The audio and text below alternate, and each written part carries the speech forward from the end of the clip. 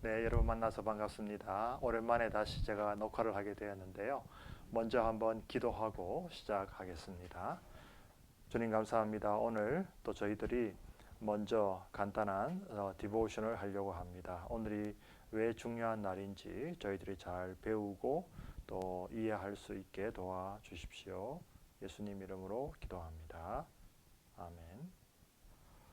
네, 오늘이 왜 중요한 날인가 하는 것은 바로 제가 여기에 적어 놓은 것 같아요. 사실은 오늘이 예수님께서 부활하시고 나서 40일째 되는 날입니다. 예수님께서는 그 공생애 시작하시기 전에도 40일 동안 광야에 계셨지만 이 세상에서의 사역을 다 마친 후에도 부활하신 후에도 40일 동안 계셨다 그랬죠.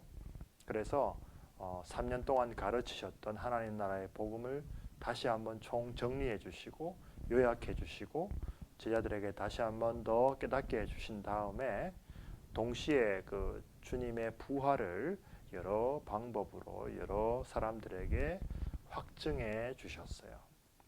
그리고 그 사역이 다 끝나서 이제는 하나님의 나라로 올라가게 되었다고 하는 것입니다.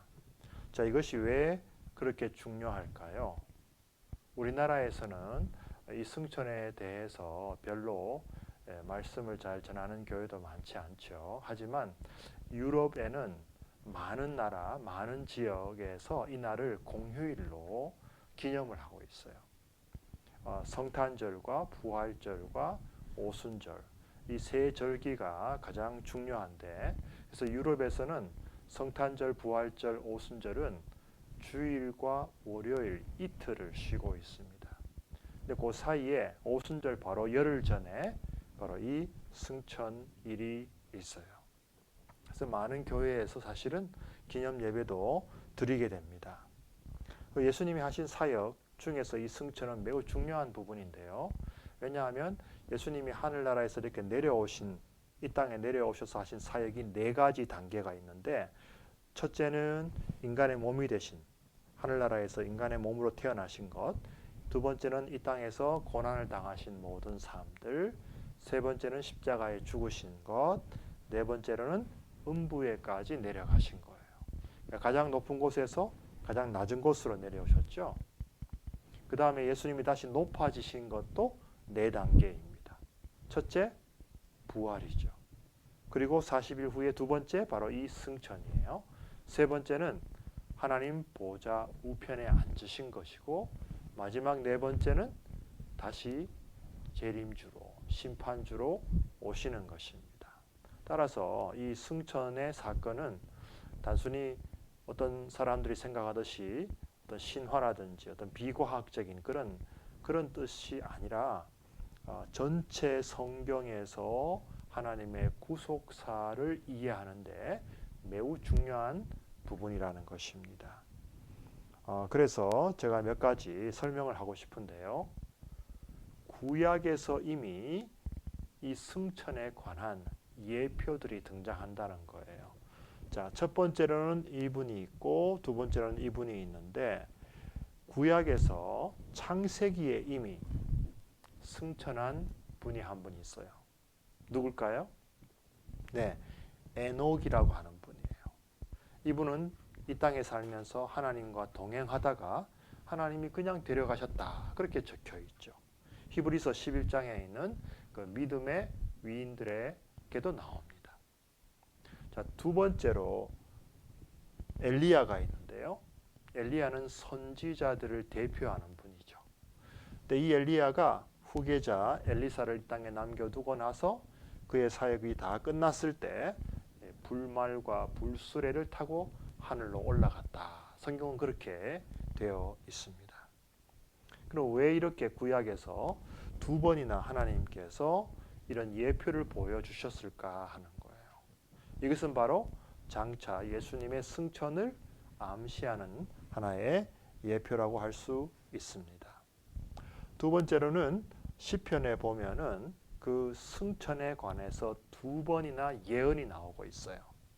자, 시편 47편과 68절에도 보면 다윗이 이 두 시편을 기록을 했는데 첫 번째 시편은 환호 소리 크게 울려 퍼진다. 하나님이 보좌에 오르신다. 나팔 소리 크게 울려 퍼지고 주님이 보좌에 오르신다. 그렇게 말하고 있어요. 이것은 무슨 뜻이냐 하면요. 다윗 왕이 전쟁에서 승리해서 돌아오면서 개선 장군, 개선하는 왕으로 이제 모든 백성들의 그 환호와 나팔의 환호를 들으면서 자기 그 보좌에 올라가는 모습인데요. 그것이 1차적인 컨텍스트이지만 다윗은 그것을 오히려 만왕의 왕이신 주님께서 이 세상에서의 모든 영적인 전쟁에서 승리하시고 다시 보좌로 올라가시는 그 예수님의 승천을 예언하는 그런 시편이라는 거죠. 이것이 더 정확하게 더 구체적으로 나온 것이 바로 68편에 나오는데 주님께서 사로잡은 포로를 거느리시고 높은 곳으로 오르셔서 예물을 백성들에게 받으셨고 거역한 자들도 다 예물을 가져왔다. 그렇게 말하고 있어요. 이것은 마치 전쟁에서 승리한 왕이 백성들로부터도 칭송을 받고 또 예물을 받을 뿐만 아니라 그 정복을 당한 전쟁에서 진 여러 왕들이나 사람들로부터 전리품을 받듯이 말이죠. 바로 승리를 축하하는 바로 그런 장면인데 높은 곳으로 오르신다는 것은 바로 주님께서 이 땅에서의 영적인 전쟁을 승리하시고 모든 사람들로부터 영광을 받으시면서 동시에 이 주님을 거역했던 모든 사람들의 그 예물을 받으신 후에 이 말씀을 사도 바울이 에베소서 4장에서 인용하면서 이제는 다시 하나님의 백성들인 그 교회의 은사로 선물로 나누어 주셨다. 그렇게 설명하고 있어요. 따라서 사도 바울은 이 말씀을 예수님의 승천을 설명하는 데 쓰고 있다는 것입니다. 근데 예수님께서도 이 땅에 계실 때 2번이나 본인의 승천에 대해서 예언한 적이 있다는 거예요. 요한복음 6장에 보시면 인자가 전에 있던 곳으로 올라가는 것을 보면 어떻게 하겠느냐 그랬죠. 예수님은 이미 본인이 이 땅에서의 사역이 끝난 후에 다시 올라갈 것을 알고 계셨고 그것을 제자들에게 말씀하신 거예요. 두 번째로는 예수님이 부활하신 후에 처음으로 막달라 마리아에게 나타나셨거든요. 그러면서 내게 손을 대지 말라고 하시면서 내가 아직 아버지께로 올라가지 않았다. 내가 곧 올라간다고 제자들에게 말하라고 말씀하시는 거예요. 자, 이것은 바로 예수님이 부활하신 후에 얼마 후 주님이 부활하시고 승천하신다는 것을 말하고 있는 것입니다. 자, 이렇게 사건 둘 사건, 예언 두 예언, 예수님의 또 2번의 말씀. 자, 이 모든 것들이 합쳐져서 주님의 때가 되었을 때 주님이 승천하게 되는데 그 승천은 우리가 너무 이렇게 과학적으로 이해하려고 하면 그 의미를 잘 이해할 수가 없어요. 이것은 성경 전체적으로 구속사적으로 그 하나님의 경륜, 하나님 나라의 관점에서 이해할 때 이 목적이 이렇게 있습니다. 여러 가지 목적이 있어요. 왜 예수님이 승천해야만 되는지. 첫 번째로는 예수님이 승천하셔야 성령이 내려올 수 있어요. 성령을 보내주시기 위해서 예수님이 승천하시는 거예요. 두 번째로는 우리가 하나님 나라에 들어갈 때 우리의 처소, 우리가 있을 곳을 예비하시기 위해서 예수님은 승천하셔야만 되는 거예요. 또한 예수님이 승천하신다는 것은 이제 이 땅의 모든 권세를 이기시고 정복하시고 승리하셔서 만왕의 왕 만주의 주가 되신다는 것을 모든 천하에 선포하는 것입니다.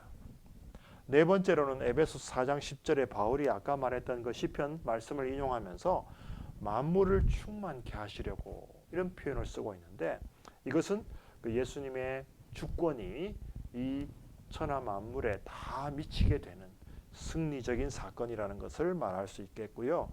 히브리서 예수님이 승천하신 후에 하나님 보좌 우편에서 우리를 위해서 지금도 중보 기도하고 계신다는 것입니다.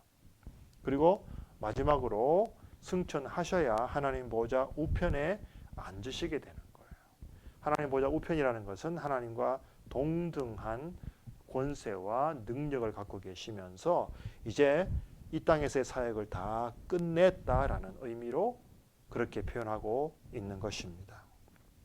자, 그런데 놀라운 것은요, 예수님이 이렇게 승천하신 후에도 이 세 번이나 다시 나타나신 적이 있어요. 왜 그랬을까? 하나씩 볼까요? 첫 번째로는 스데반이 순교할 때입니다. 바로 이 스데반이 돌에 맞아 순교를 하게 되는데 그는 초대교회의 제일 첫 번째 순교자가 돼요. 스데반이라는 자체가 면류관이라는 뜻이거든요.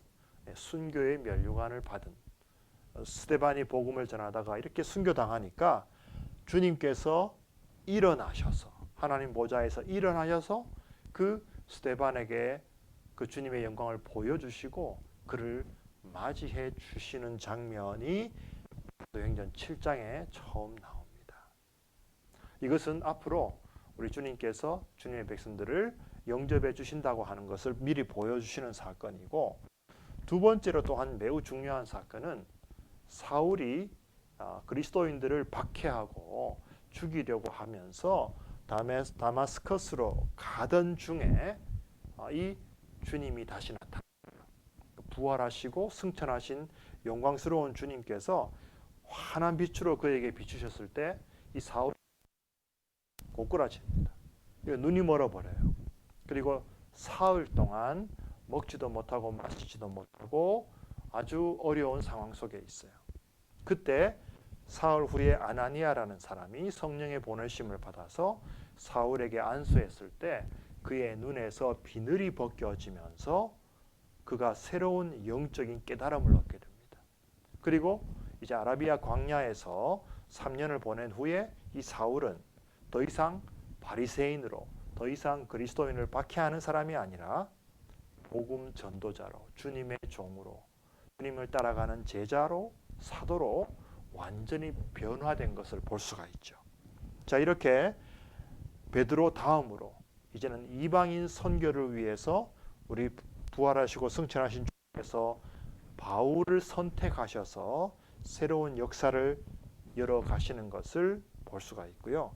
마지막으로는 이 밤모섬에 갇혀 있던 사도 요한, 아주 나이가 많은 사도 요한이 이제 그곳에서 노예로 살다가 이제 놀라운 기적을 일으키면서 자유를 얻게 되고 기도하는 가운데 이 세상의 마지막에 될 모든 비전들을 보게 되죠. 그때 사도 요한에게 제일 먼저 나타나셔서 앞으로 될 일들을 기록하라고 말씀하시고, 장차 하나님의 나라가 완성되고 하나님을 대적하는 사람들은 다 심판을 받게 될 것을 보여준 것입니다. 따라서 우리가 이 예수님의 승천을 묵상하면 할수록 우리에게 많은 유익이 있어요. 그거 무슨 유익이 있냐? 세 가지가 있는데, 첫 번째로는 그 닫혀있던 하나님 나라의 문이 다시 열려져서 우리가 들어갈 수 있게 된 것입니다. 누구든지 들어갈 수 있게 되었어요. 주님께서 십자가에 죽으실 때 지성소와 성소 사이에 휘장 위에서 아래로 찢어진 것처럼 주님이 승천하셔서 이제는 하늘나라의 문이 열리게 되었다는 것이고요. 따라서 우리는 언제든지 하나님 보좌 앞에 하나님을 아바 아버지라 부르면서 담대히 나아갈 수 있는 길이 열리게 된 거예요. 마지막으로 예수님이 승천하셔서 성령을 이제 보내주시는데, 이제 열흘이 지나면 성령 강림 주일이죠. 그 성령께서 우리에게 오셔서 각종 은사, 선물을, 은혜를 주시고 또 우리에게 능력 주셔서 우리가 이 땅에서 살아갈 수 있도록 도와주신다는 것입니다. 그렇기 때문에 예수님의 승천은 너무나 중요한 사건이에요. 저는 여러분들이 이것을 잘 이해하면서 또 오늘을 보내고 또 성령 강림 주일을 잘 맞이할 수 있기를 바랍니다. 네, 여기까지 오늘 디보션 마치도록 하겠습니다. 감사합니다.